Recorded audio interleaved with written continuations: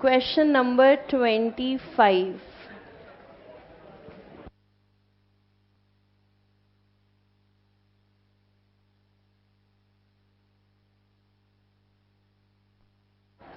Question number 25, page 251।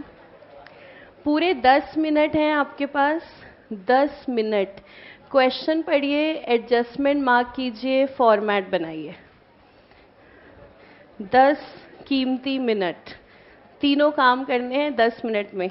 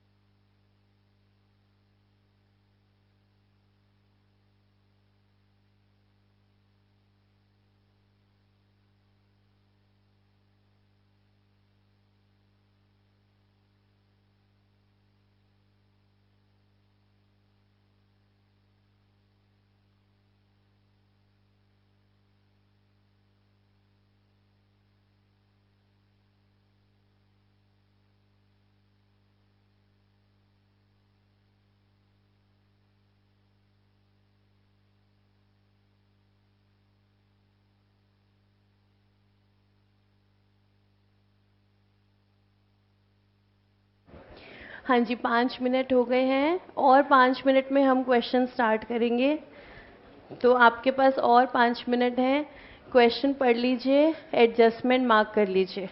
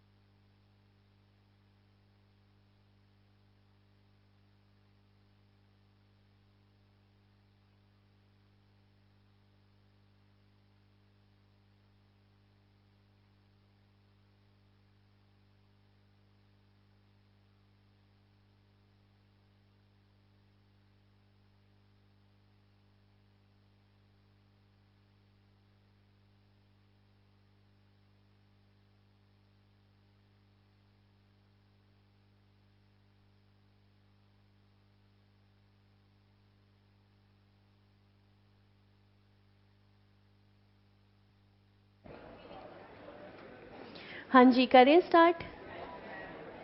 बना लिया format सबने? तो चलिए, सबसे पहले हम पोस्ट करेंगे नॉन एडजस्टमेंट वाली आइटम्स, जिस पे कोई एडजस्टमेंट नहीं है। सबसे पहले वो अकाउंट्स हम पोस्ट करेंगे। तो स्टार्टिंग कर रहे हैं हम कैश इन हैंड से। कोई एडजस्टमेंट नहीं है, बैलेंस शीट में पोस्ट करते हैं।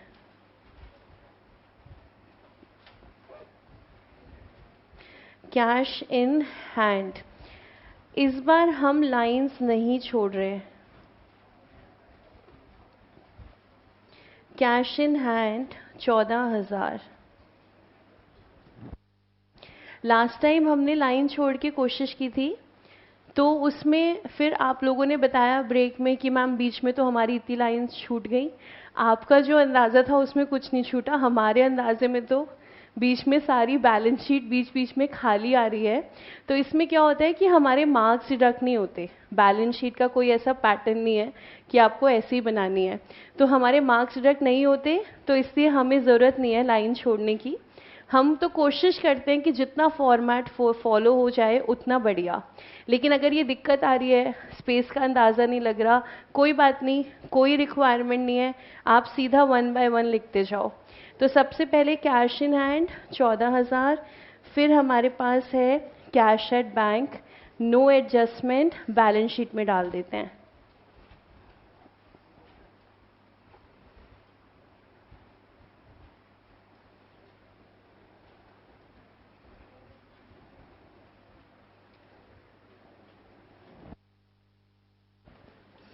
उसके बाद डेटर्स।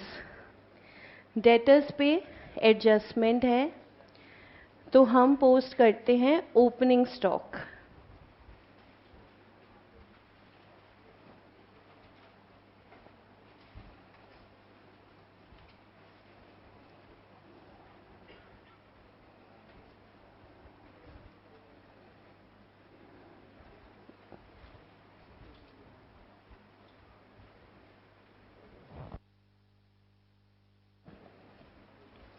उसके बाद furniture fixture, office equipment, building, motor car, सब पे एडजस्टमेंट है, तो हम पोस्ट करेंगे creditors.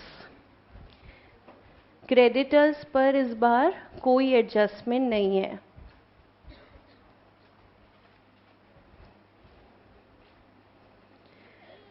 Creditors 430।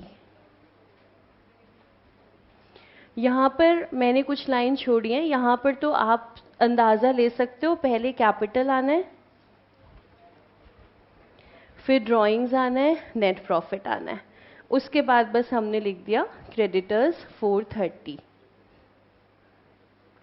Loan from Vishwanath, कोई एडजस्टमेंट है? Yes. Then provision for bad debt. अब देखो, प्रोविजन अकाउंट जब भी हमारे पास ट्रायल बैलेंस में आएगा, चाहे वो प्रोविजन फॉर बैड डेट होगा, या वो प्रोविजन फॉर डिस्काउंट होगा, या वो प्रोविजन फॉर रिपेयर्स होगा, जब भी प्रोविजन अकाउंट आएगा, इसका हमेशा हर हालत में वर्किंग नोट बनाना ही बनाना है। नो चॉइस, हम इसमें वर्किंग नोट बनाएंगे ही बनाएंगे। सिर्फ वर्किंग नोट अकाउंट बनाने से ये कंफर्म हो जाएगा, इसमें कोई मिस्टेक नहीं होगी।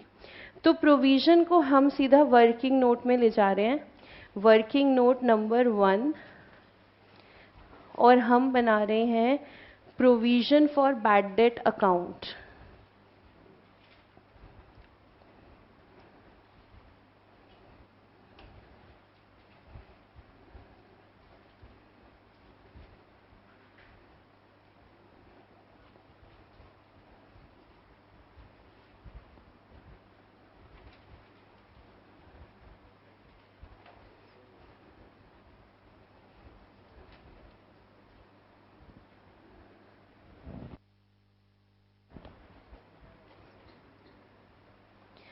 कोई भी प्रोविजन अकाउंट होता है, किसी भी नाम से होता है, उसका सेट फॉर्मेट है, उसमें गिनी चुनी सिर्फ 4 चीज़ें आती हैं।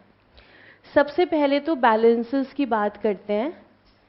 बैलेंस ब्रॉट डाउन किस साइड आएगा? क्रेडिट साइड पर। तो सबसे पहले हमने लिखा बैलेंस बीडी।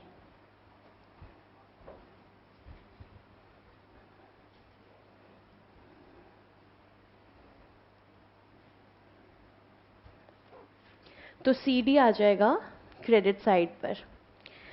इसके बाद जिस भी चीज़ का प्रोविज़न बनाते हैं उसका जो खर्चा होता है या जो नुकसान होता है वो डेबिट साइड पे आता है। अगर हम बना रहे हैं provision for bad date, debit side पे हम लिखेंगे टू बैड डेट। अगर हम बना रहे हैं provision for repairs, debit side पे लिखेंगे टू रिपेयर्स। अगर हम बना रहे हैं provision for discount, debit side पे लिखेंगे टू डिस्काउंट। तो कोई भी प्रोविज़न अकाउंट होगा जिस भी चीज़ का है, हमने क्यों बनाया ये अकाउंट? हमने ये प्रोविज़न क्यों बनाया? ताकि कल को जब नुकसान होगा यहीं से हम इसको निकालेंगे, राइट ऑफ हम इसको यहीं से करेंगे। तो जो भी नुकसान हो रहा है वो डेबिट साइड पर आएगा। तो यहाँ पर हमने लिखा टू बैड डेट। और उसके बाद हमारी जाएगी बैलेंसिंग फिगर, दोनों साइड का टोटल और बैलेंसिंग फिगर, या तो by P and L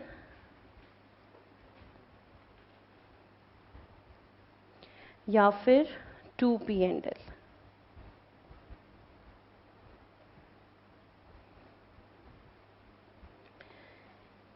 by P and L में ये जो अमाउंट आता है, this shows current year required provision.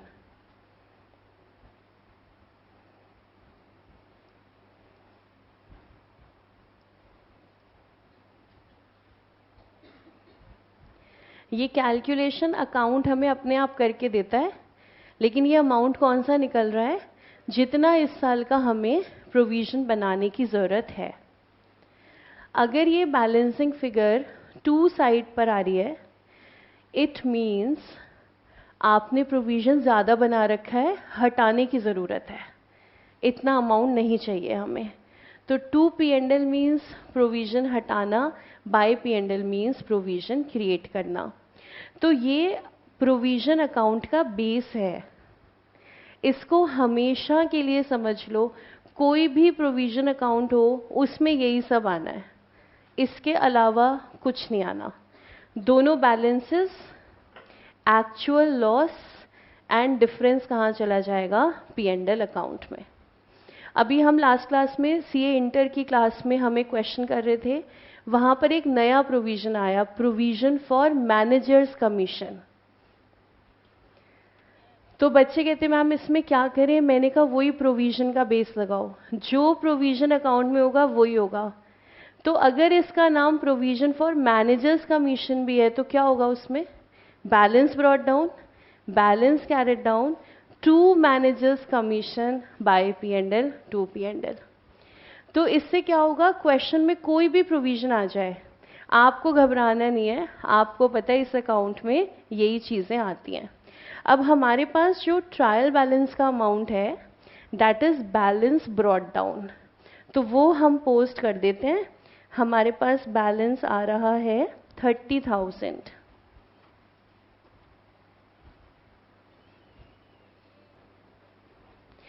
फिर उसके बाद हम आगे आ जाते हैं परचेजेस। कोई एडजस्टमेंट है?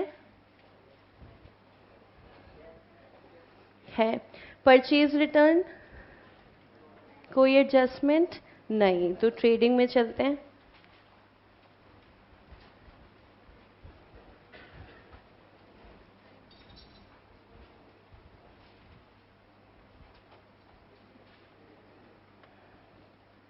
परचेजेस पे सिंगल एडजस्टमेंट है या ज़्यादा है?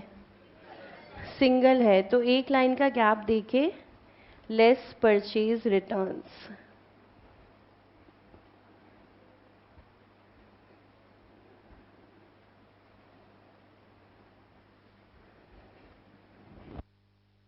उसके बाद सेल्स, सेल्स पे एडजस्टमेंट है, एक है या ज़्यादा है? एक है तो बाय सेल्स और फिर लेस रिटर्न्स।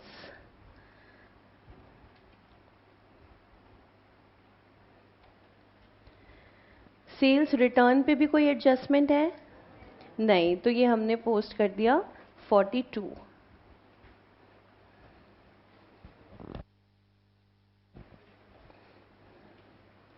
उसके बाद सैलरीज, P&L एक लाइन का गैप देके ग्रॉस प्रॉफिट या ग्रॉस लॉस के लिए।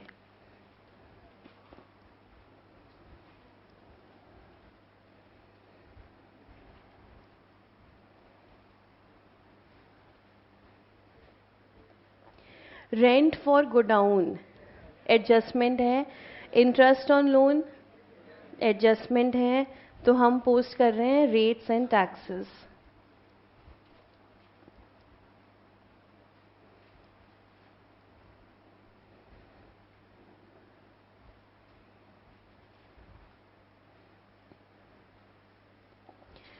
उसके बाद discount allowed, discount received, no adjustment post कर देते हैं।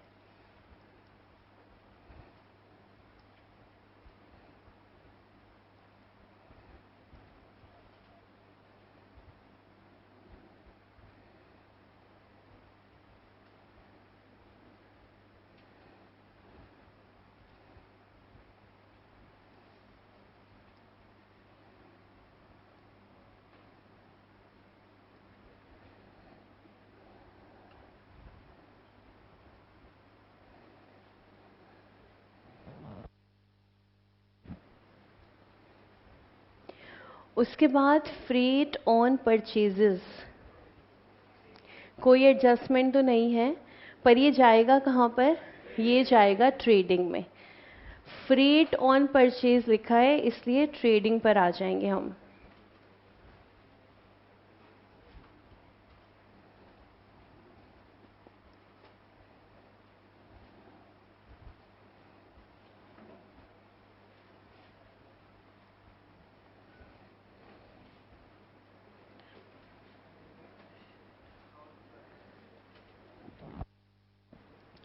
Freight on purchases trading. हाँ, फ्रेट तो वैसे भी ट्रेडिंग में ही आता है ना? फ्रेट तो वैसे ही ट्रेडिंग में आ रहा है, इसके साथ शब्द और ऐड हो गया ऑन परचेज, तो भी ट्रेडिंग में आना है। मान लो यहाँ पे लिखा होता commission on purchases, commission on purchases, जहां परचेजेस शब्द आ गया वो फिर ट्रेडिंग जाएगा। तो कमीशन ऑन परचेज ट्रेडिंग में दिखाना है, फ्रेट ऑन परचेज ट्रेडिंग में दिखाना है। सिर्फ कमीशन लिखा हो P&L, सिर्फ commission P&L, commission on purchase trading. Then next carriage outward कहाँ जाएगा? P&L में।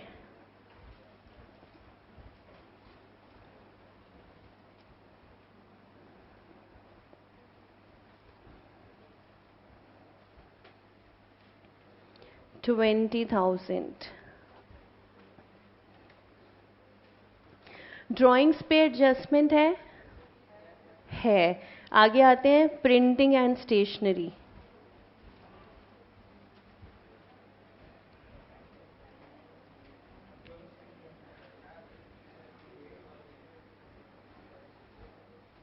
इलेक्ट्रिसिटी चार्जेस कोई एडजस्टमेंट नहीं।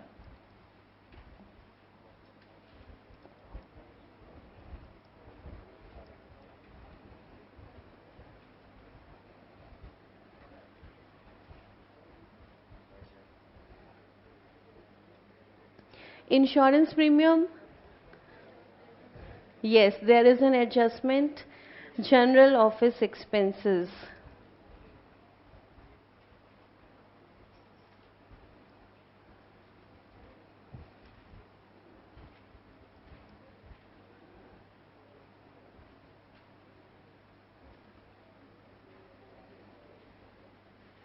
बैड डेट, बैड डेट अब लेके जाना है provision for bad debt account के अंदर, यहां पर आएगा बैड डेट 20,000।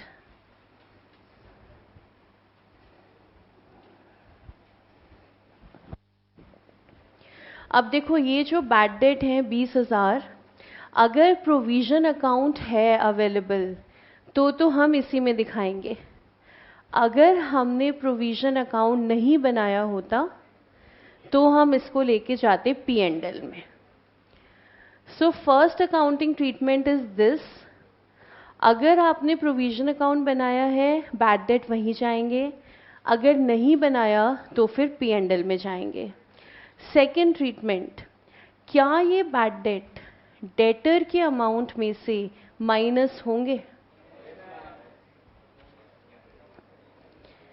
डेटर्स हमारे पास आ रहे हैं 860 के। क्या इसमें से ये 20,000 माइनस होगा या फिर नहीं होगा? कितने बच्चे कहते हैं माइनस होगा? कितने बच्चे कहते हैं माइनस नहीं होगा? याद करो वो दिन जब तुमने कहा था ट्रायल बैलेंस का हर अकाउंट सिर्फ और सिर्फ कितनी जगह जाएगा? एक जगह। और अब तुम कह रहे हो हम इसको 2 जगह ले जाएंगे। क्या ये इंसाफ है? नहीं। ट्रायल बैलेंस की हर आइटम कितनी जगह जानी है? एक जगह। तो डाल तो दिया अब यहां पे। कर लो माइनस, फिर नहीं होगी बैलेंस शीट टैली तुम्हारी। कर लो। ट्रायल बैलेंस का हर अकाउंट एक जगह, ट्रायल बैलेंस के बाहर एडजस्टमेंट 2 जगह। मैम दिल तो नहीं मान रहा हमारा। बैड डेट तो डेटर में से माइनस होते हैं, लेकिन ट्रायल बैलेंस वाली आपकी बात भी ठीक है, लेकिन हमारी बात भी ठीक है। बैड डेट तो माइनस होते हैं। मुझे ये बताओ, किसी भी चीज को ट्रायल बैलेंस तक पहुंचने के लिए, किसी भी चीज को ट्रायल बैलेंस तक पहुंचने के लिए क्या जर्नल की गलियों से गुजरना होगा? क्या लेजर की गलियों से गुजरना होगा? या कोई शॉर्टकट है वो सीधा ट्रायल बैलेंस पहुंच जाए? Not possible. जो ट्रायल बैलेंस के अंदर है वो पहले जर्नल से गुजरेगा। तो क्या मुझे बैड डेट की एंट्री बता सकते हो? जर्नल एंट्री तो चाहिए। Bad debt to debtors.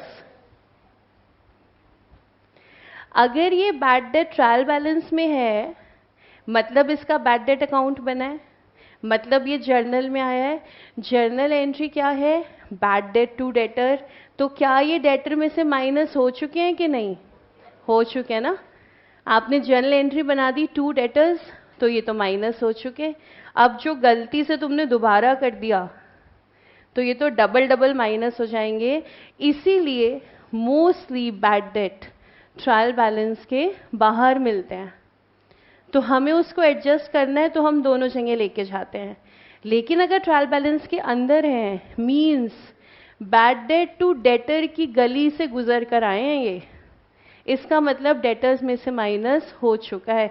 No further minus. यहां 860 में से बैड डेट फर्दर माइनस नहीं होने वाले हैं। ऐसे ही अगर आपके दोस्त ने कभी दे दिया ट्रायल बैलेंस के अंदर डेप्रीसिएशन, हमेशा कहां देता है? ट्रायल बैलेंस के बाहर। इसने कभी दे दिया ट्रायल बैलेंस के अंदर डेप्रीसिएशन, तो ये डेप्रीसिएशन जर्नल की गलियों से गुजर के आया होगा। एंट्री बताओ डेप्रीसिएशन की। Depreciation to fixed asset.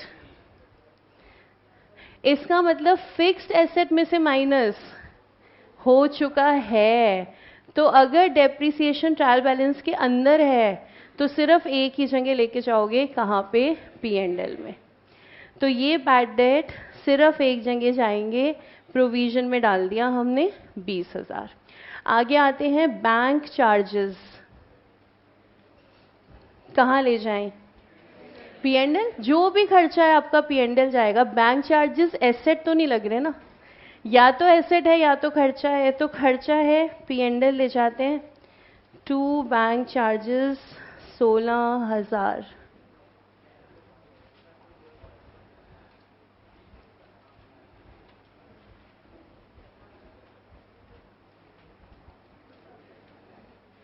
उसके बाद हमारे पास है मोटर कार एक्सपेंसेस। कोई एडजस्टमेंट? क्या कहीं लिखा है कैपिटल एक्सपेंडिचर है? नहीं। कहीं लिखा है मोटर कार एक्सपेंस से मोटर कार की परफॉर्मेंस बढ़ रही है? नहीं। इसका मतलब रेवेन्यू एक्सपेंस है, कहाँ जाएगा? P&L के अंदर, टू मोटर कार एक्सपेंस।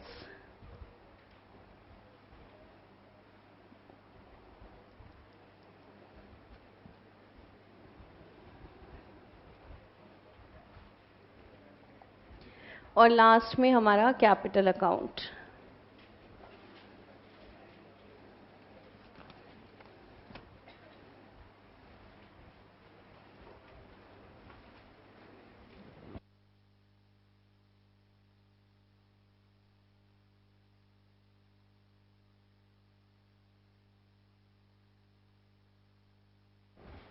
ठीक है, विदाउट एडजस्टमेंट सारा कुछ हमने पोस्ट कर दिया।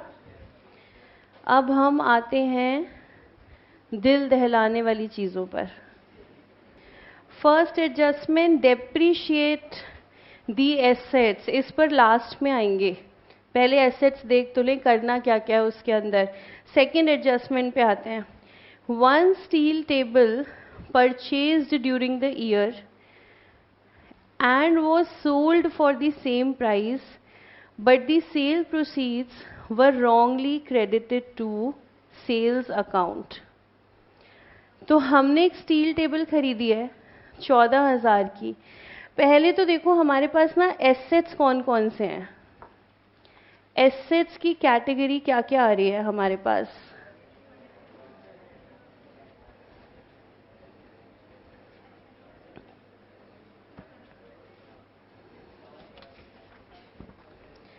ऑफिस इक्विपमेंट आ रहा है हमारे पास, और फर्नीचर आ रहा है।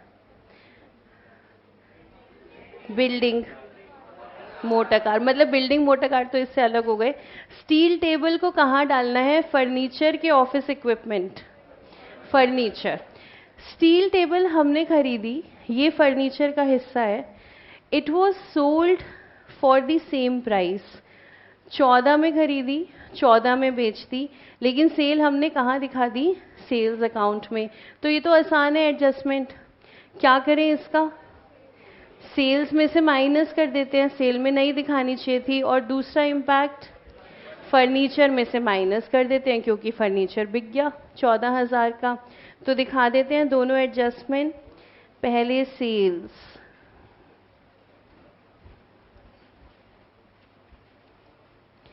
सिंगल एडजस्टमेंट है सेल्स पे, तो यहीं पे माइनस कर देंगे। तो बाय सेल्स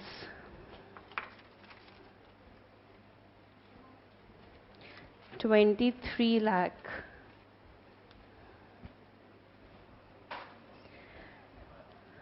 सेल्स हमारी आ रही हैं 23 लाख। इससे हमने माइनस किया फर्नीचर सोल्ड।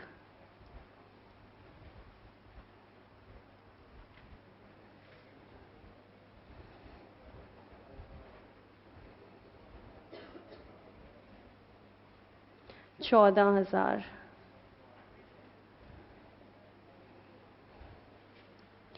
सेल की एडजस्टमेंट कंप्लीट है।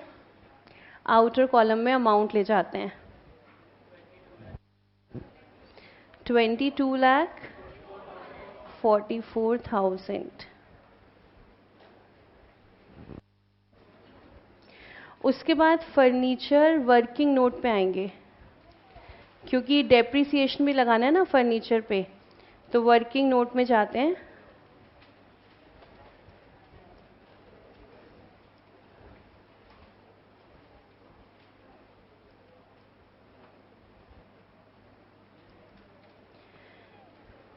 फर्नीचर का बैलेंस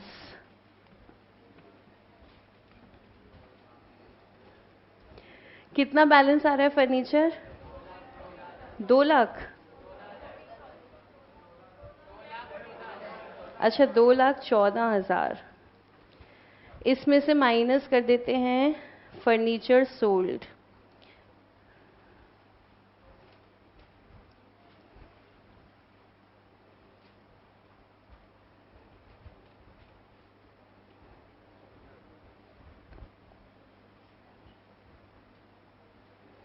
चौदह हजार वाली एडजस्टमेंट हमारी कंप्लीट है। फिर आगे चलते हैं, next point. Purchase of a typewriter during the year for ₹40,000 has been wrongly debited to purchases. Typewriter खरीदा तो इसको कहाँ डालेंगे? ऑफिस इक्विपमेंट के अंदर। Typewriter is a part of office equipment, वहाँ जाना है, हमने परचेज में डाल दिया। अब क्या करें? परचेज से माइनस ऑफिस इक्विपमेंट में ऐड कर देते हैं दोनों अकाउंटिंग।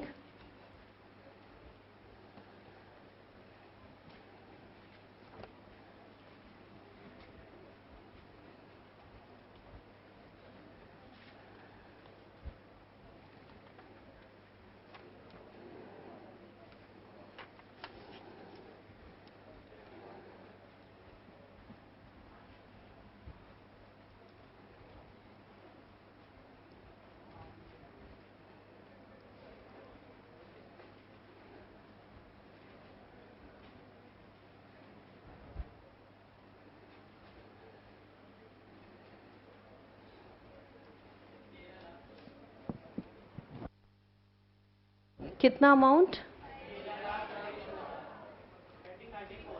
1334। परचेज कंप्लीट हो गया। Office equipment working note.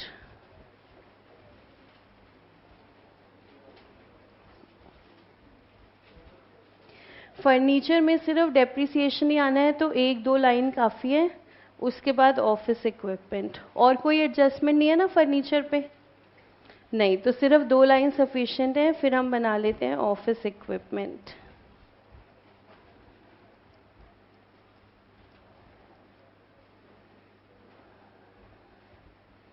Office equipment का बैलेंस हमारे पास आ रहा है 160।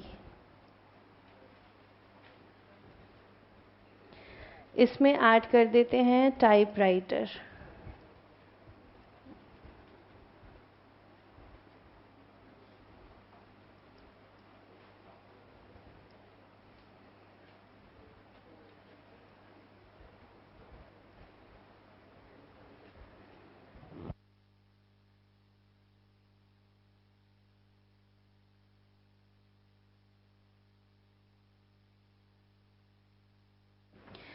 ये एडजस्टमेंट हमारी कंप्लीट है।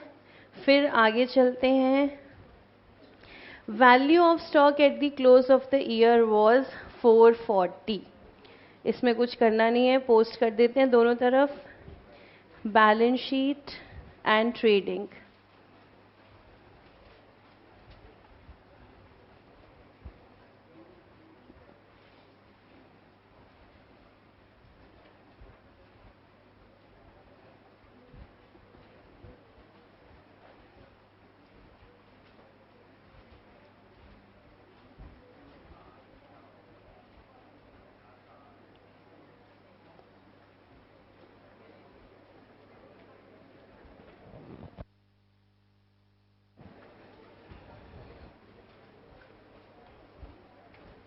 फिर उसके बाद next adjustment, 2 months rent for godown is outstanding.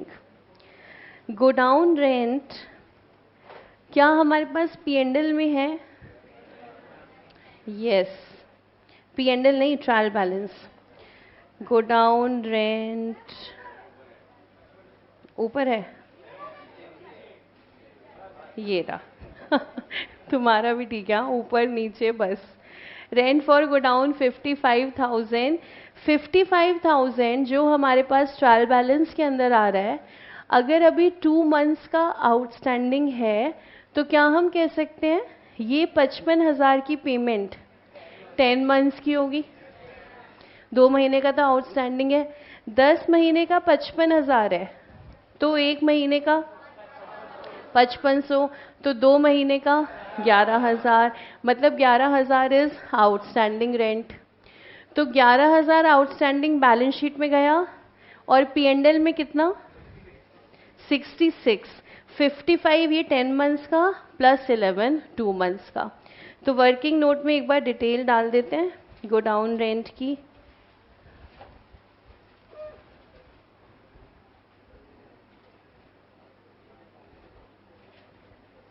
Godown rent per month,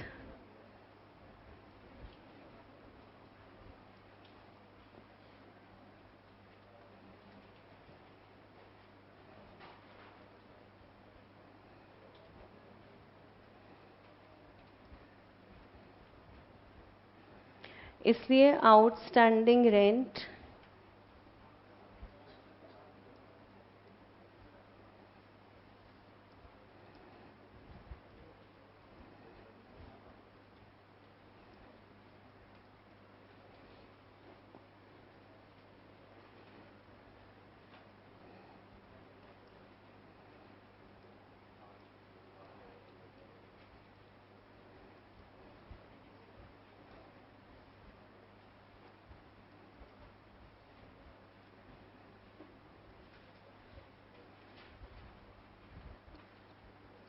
rent हमारे पास अगर 2 महीने का आउटस्टैंडिंग है तो जो गिवन है वो 10 महीने का है।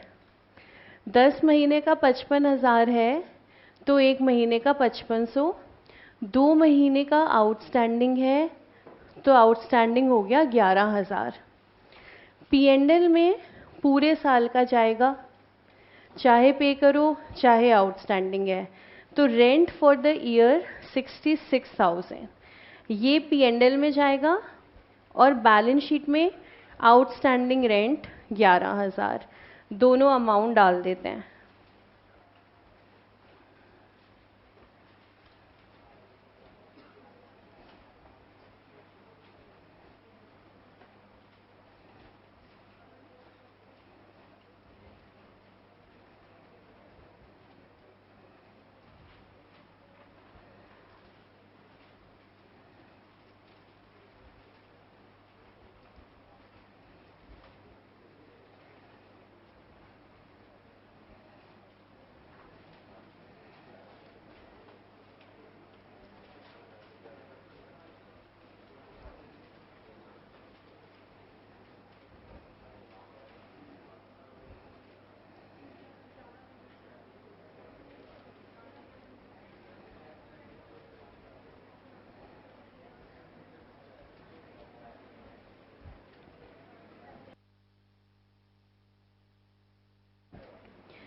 फिर चलते हैं नेक्स्ट एडजस्टमेंट पर।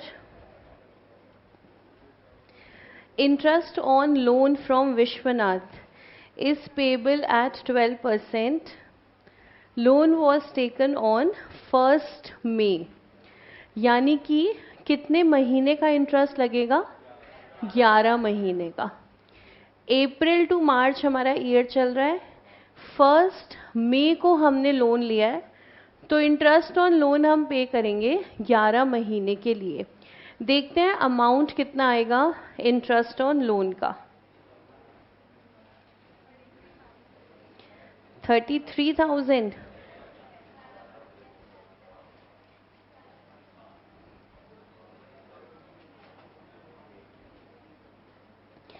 इंटरेस्ट ऑन लोन, लोन हमारा है 3 लाख।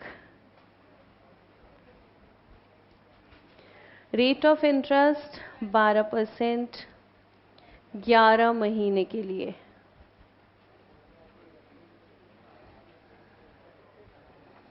देखो कितना इंटरेस्ट बन रहा है 33,000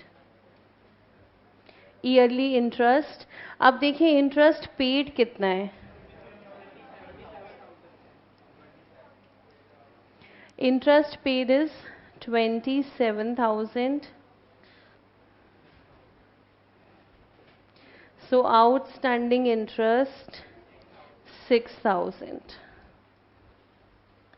पूरे साल का इंटरेस्ट हम कैलकुलेट करेंगे, बनता है 33। ट्रायल बैलेंस दिखा रहा है इंटरेस्ट पेड 27,000, 33 का बनता है, 27 पे किया है, 6,000 का इंटरेस्ट अभी देना बाकी है आउटस्टैंडिंग। P&L में कितना जाएगा? 33 पूरे साल का, इररिस्पेक्टिव ऑफ योर पेमेंट, आपने पे करा या नहीं करा, जितना पूरे साल का है वो P&L में जाएगा। तो P&L 33, बैलेंस शीट 6,000। दिखा देते हैं दोनों चंगे।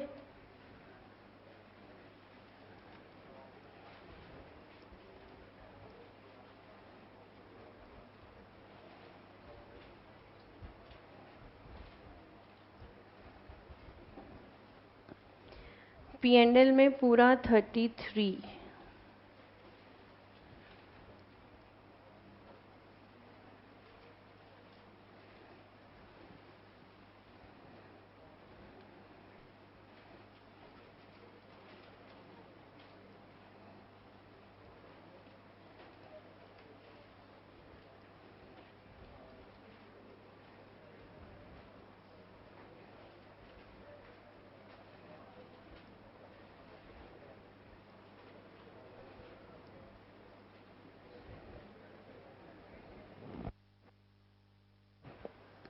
और साथ ही साथ लोन भी पोस्ट कर दें, अभी पोस्ट नहीं किया था, लोन पोस्ट कर देते हैं।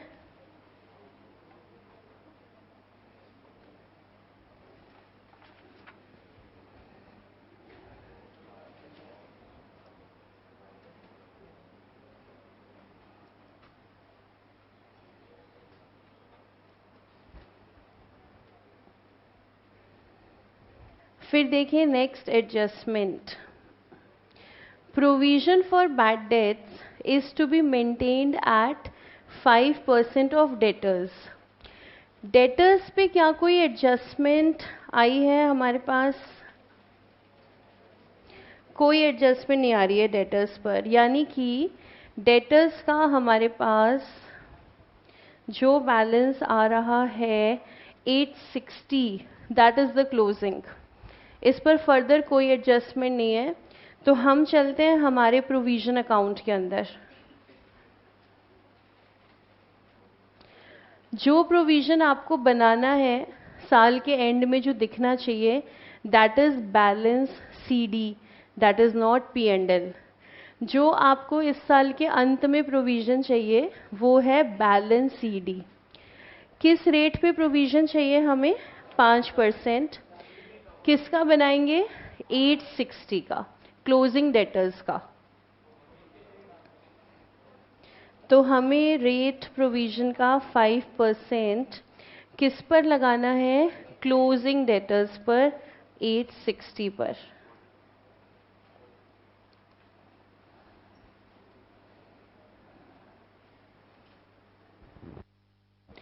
जब क्वेश्चन कहता है make this provision at the end of the year, that means CD should be this much. साल के अंत का प्रोविजन इतना आना चाहिए, हमें 43,000 चाहिए। अब देख लो P&L से कितना निकालना पड़ेगा। जरूरी नहीं है ना 43 निकालना पड़े, देखो बैलेंसिंग फिगर कितना आ रहा है, 33 आ रहा है। P&L से 33 आ रहा है, उसका कारण ये है हमने लास्ट ईयर 30,000 का बनाया था, नुकसान सिर्फ 20 का हुआ, 10 उसमें से बचा हुआ है, और हमें इस बार 43 चाहिए। तो पूरा 43 बनाने की ज़रूरत नहीं है, कितना बनाओगे? 33। तो ये कैलकुलेशन अकाउंट अपने आप कर देगा, तो हमें अलग से फोकस करने की ज़रूरत नहीं है, अकाउंट अपने आप करके देगा। यहीं पे आप प्लस माइनस करो जैसे आप हमेशा करते थे, खुद सोचना पड़ेगा कितना बचा हुआ है, कितना क्रिएट करना है, क्या फ़ायदा है। अकाउंट सीख रहे हैं तो अकाउंट्स का फ़ायदा तो उठाएं, कैलकुलेशन तो अकाउंट अपने आप ही हमें करके देगा। आपने BD डाला, बैड डेट डाला, CD डाला, बैलेंसिंग फिगर इज आपका थ्रू P&L। तो ये हमारा provision for bad debt account है। पहले इसमें बताओ अगर कोई डाउट है तो। क्लियर है अकाउंट? अब इसकी पोस्टिंग करते हैं। अब देखो इस ट्रांजैक्शन के बाद क्या क्या पोस्ट करना है। एक तो हमने यहाँ पे लिखा बाय पी एंड एल, तो पी एंड एल में लिखेंगे to provision for bad debt. उसके बाद 43 डेटर में से माइनस करेंगे, बैलेंस शीट में ही कर देते हैं सीधा, क्योंकि और तो कोई एडजस्टमेंट है नहीं, सिर्फ यही माइनस करना है। पहले पी एंड एल डाल देते हैं, हमारा provision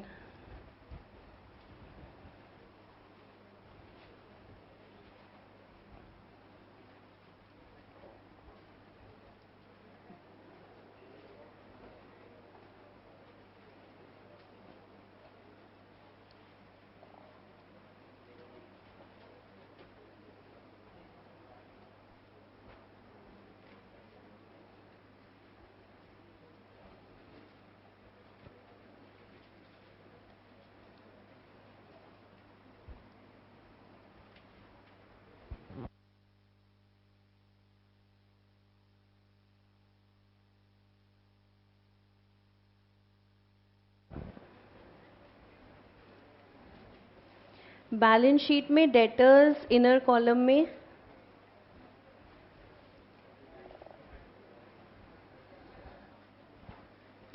860 minus provision for bad date, कितना माइनस करेंगे 43, 33 मत कर देना गलती से, 33 पी एंड एल वाला अमाउंट है। बैलेंस शीट में कौन सा अमाउंट जाएगा, सिर्फ सीडी वाला, सीडी के अलावा कुछ भी बैलेंस शीट में जा नहीं सकता। तो जो कैरेट डाउन लिखा 43, ये बैलेंस शीट में जाएगा, यहां से माइनस कर देते हैं, और ये आउटर कॉलम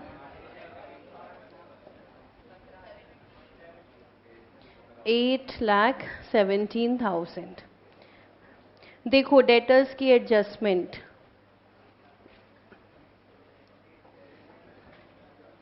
क्लियर है बात। उसके बाद फिर हम देखें last adjustment, insurance premium includes 40,000 paid towards life insurance policy. Premium हमारे पास कोई अमाउंट आ रहा है 55,000। तो वर्किंग नोट में आते हैं, इंश्योरेंस प्रीमियम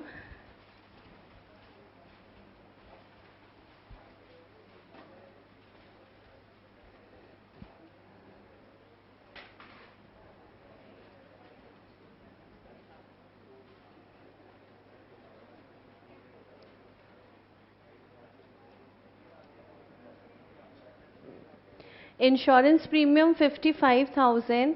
अब क्वेश्चन कह रहा है इसमें से 40,000 is paid towards proprietors life insurance policy, यानी कि वो हो गई हैं ड्राइंग्स, यहां से माइनस कर देते हैं,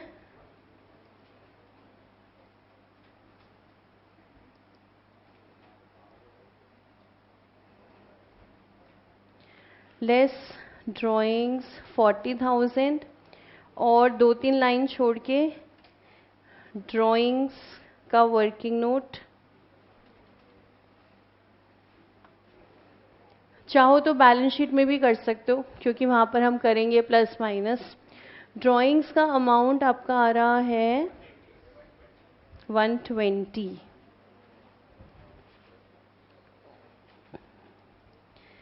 इसमें ऐड किया premium of sole proprietors policy, add insurance premium 40,000।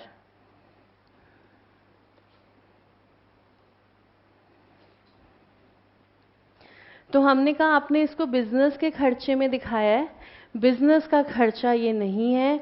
55,000 में से माइनस कर दो 40,000, और इसको कहाँ दिखा दो, ड्राइंग्स में दिखा दो, ये आपका पर्सनल एक्सपेंडिचर है। तो इसके हिसाब से हमारा प्रीमियम का खर्चा आ जाता है 15,000 रुपये का। अब क्वेश्चन ये कह रहा है दी बैलेंस, बैलेंस यानी कि 15,000, balance covers the period from 1 April 21 to 30th June 22, 1 अप्रैल 21 टू 30th जून 22, तो कितने महीने का हो गया?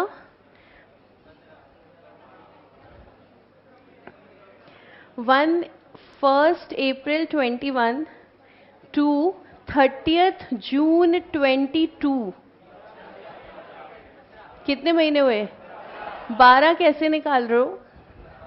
ये 12 वाले अपनी कैलकुलेशन बताओ। 1 अप्रैल 21 से जाना है 30th जून 22, कितने महीने? 15 महीने। अगर 15 महीने का 15,000 तो per month 1,000।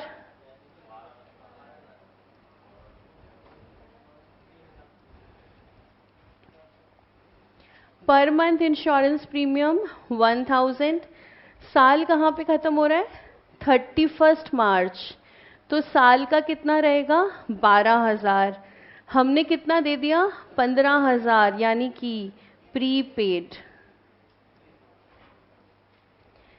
Prepaid insurance 15 minus 12, या आप करोगे 1000 इंटू 3, कुछ भी कर सकते हो। प्रीपेड इंश्योरेंस 3,000 और पूरे साल की इंश्योरेंस 12,000। तो पीएनएल में जाएगा 12,000, बैलेंस शीट में जाएगा 3,000।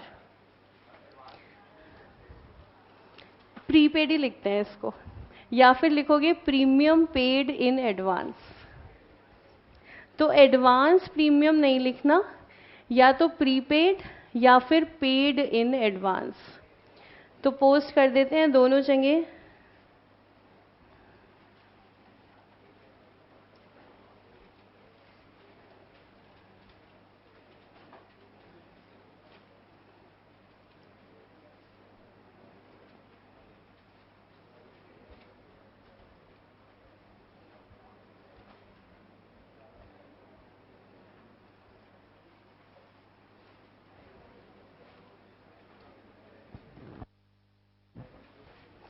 पीएनएल में इंश्योरेंस प्रीमियम जाएगा 12,000, बैलेंस शीट में 3,000।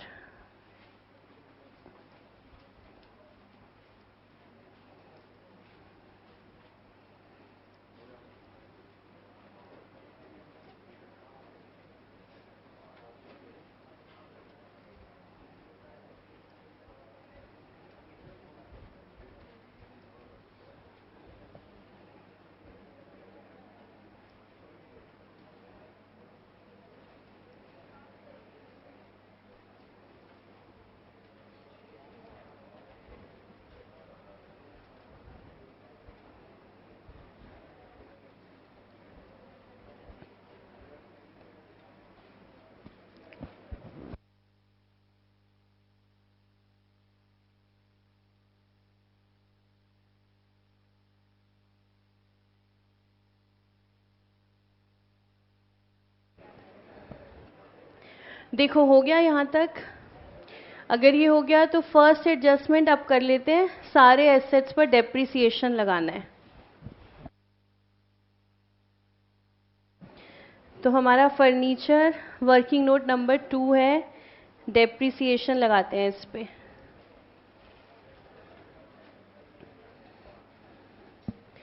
फर्नीचर का रेट आ रहा है 10%।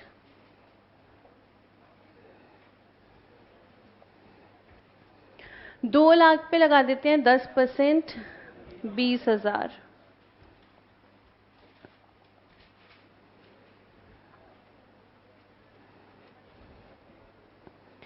डेप्रिसिएशन 20,000 और नेट बैलेंस 180। डेप्रिसिएशन लास्ट में डाल देंगे, बैलेंस शीट में फर्नीचर डाल देते हैं 180।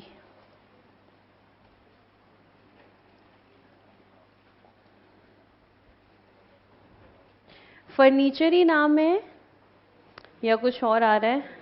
Furniture and fixture.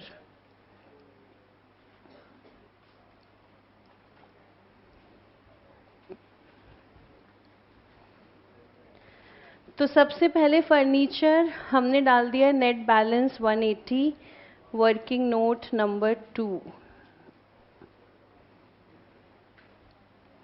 फिर ऑफिस इक्विपमेंट,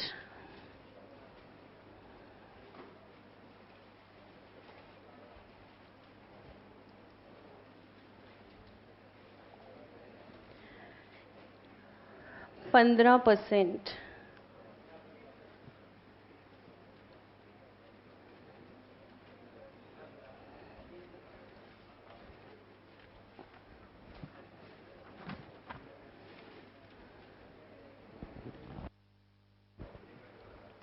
कितना depreciation? 30,000।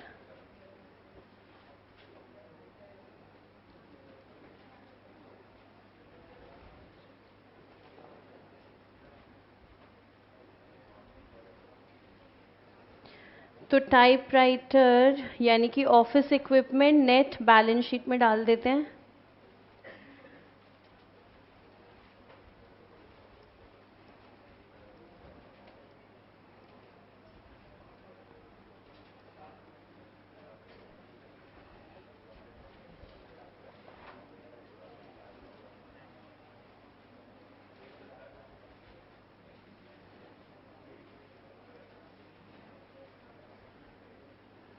Office equipment 170, 2 lakh minus 30,000।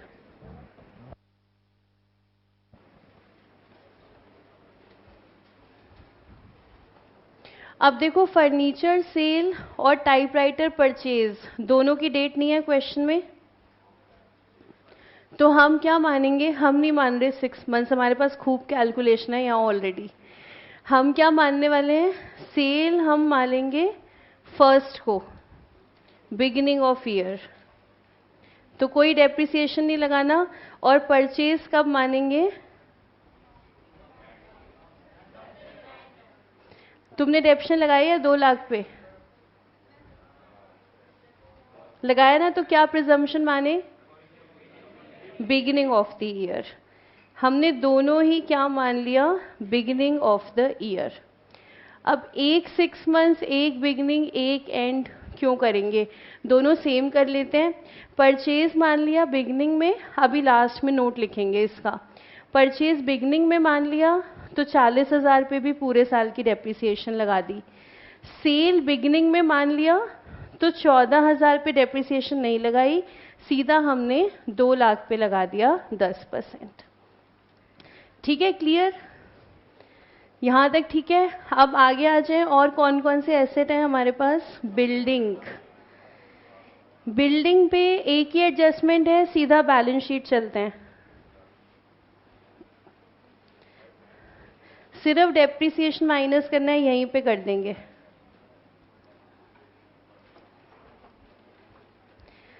Building 5%,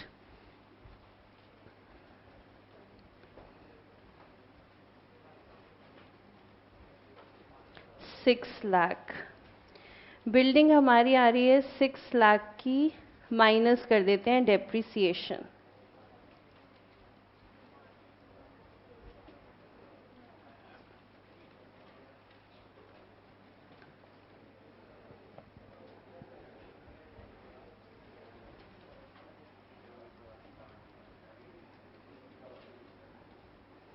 उसके बाद लास्ट एसेट मोटर कार।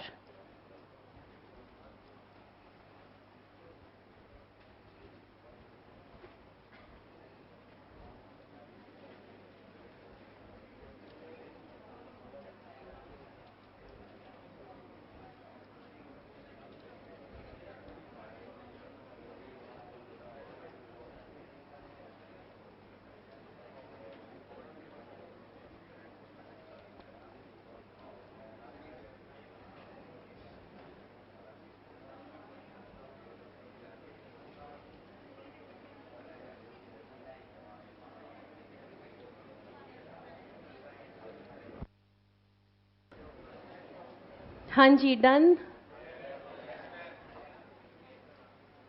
अब उसके बाद P&L डेप्रिसिएशन पोस्ट करना है सारे एसेट्स का।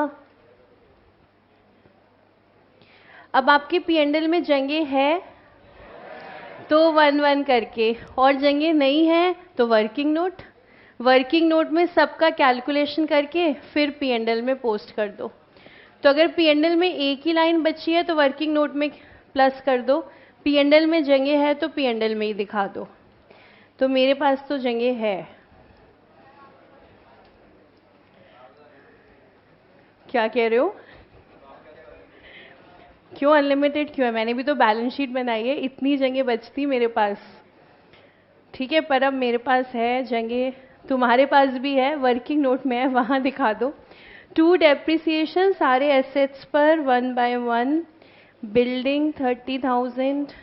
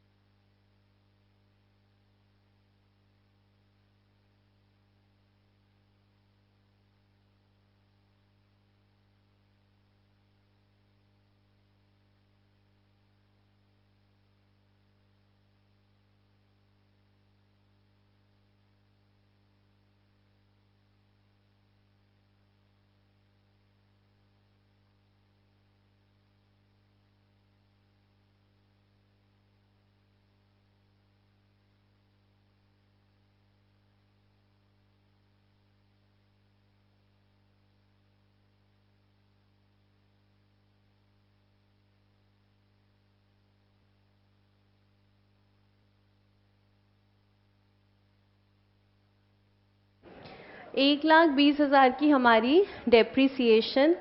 एक बार क्वेश्चन को गो थ्रू कर लो, कुछ छूटा तो नहीं? कोई अकाउंट, कोई एडजस्टमेंट? उम्मीद यही है कि सब कुछ हमने पोस्ट कर दिया है। अब हम बैलेंस करना शुरू करते हैं ट्रेडिंग अकाउंट।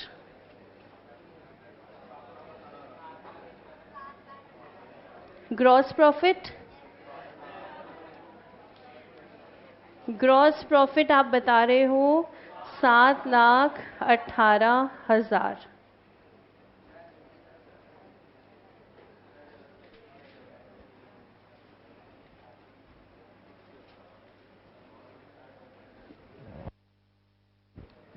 बीस नंबर के क्वेश्चन में 3 से 4 नंबर ट्रेडिंग अकाउंट के होते हैं, ये तो हमारे आ जाएंगे।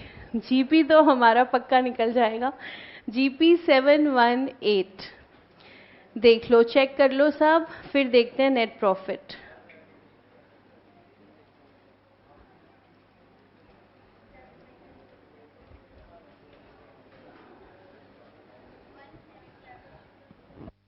$173, yes, correct. Net profit is 1,73,000.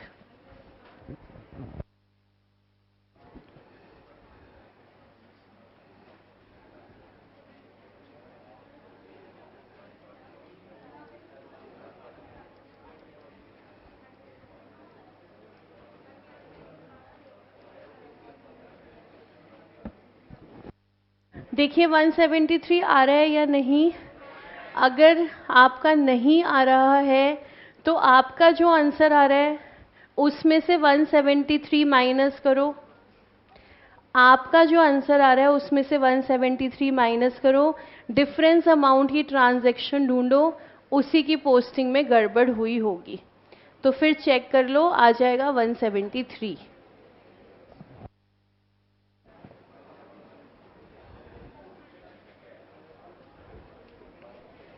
हाँ जी, मैं स्क्रॉल कर दूं या कोई देख रहा है अभी? कर दें तो नेट प्रॉफिट 173।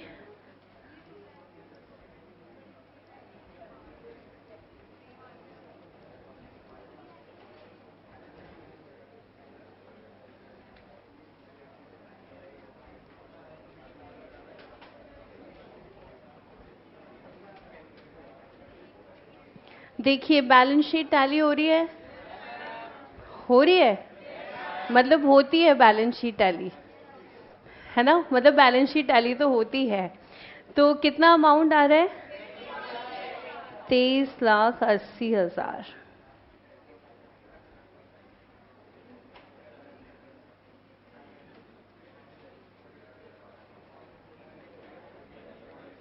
देखिए सब कर लीजिए आराम से, बैलेंस शीट टैली और क्वेश्चन की समाप्ति।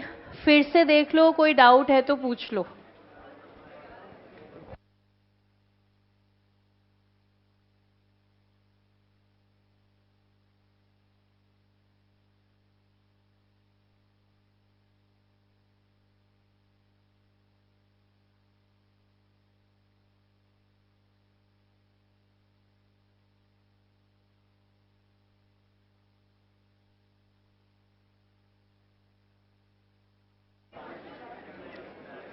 हाँ जी बताइए,